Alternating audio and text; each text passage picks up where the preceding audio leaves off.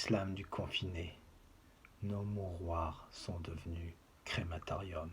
Hécatombe aujourd'hui dans notre pays, et encore plus pour nos aînés. Eux, la sagesse et la mémoire de notre nation tombent sous la mitraille ultralibérale, matraqués et décimés par la main bien visible du marché.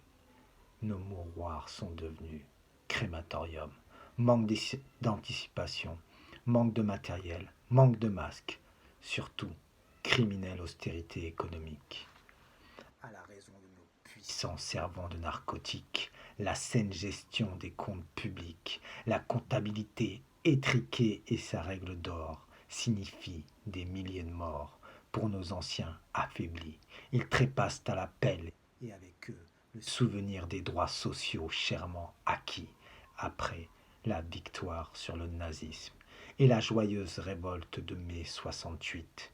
Fut un temps nos aînés finissaient leur vie chez eux, près des leurs ou ayant un parent disposé à s'en occuper. Aujourd'hui, on les cloître en maisons de retraite, mais nos mouroirs sont devenus crématoriums. Les savants calculateurs déterminent la durée de chaque acte, le temps de chaque salarié auprès d'eux. Le temps, vois-tu, c'est de l'argent. Nos maisons de retraite sont en aller simple, destination finale.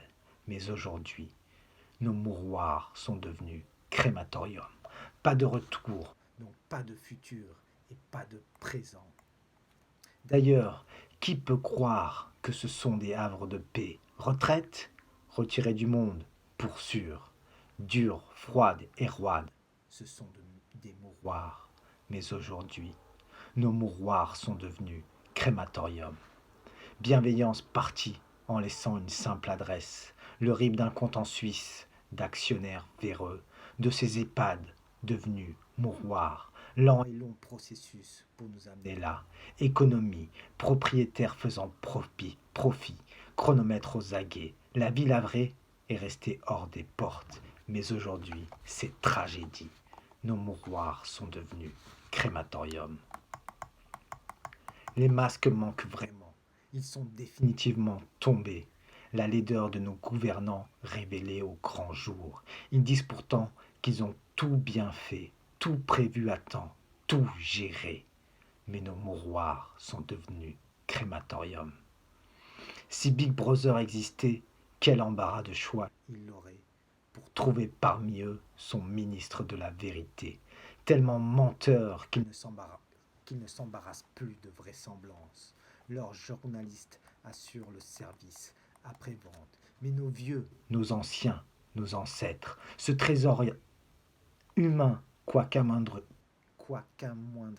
que devient-il? Il tombe comme des mouches.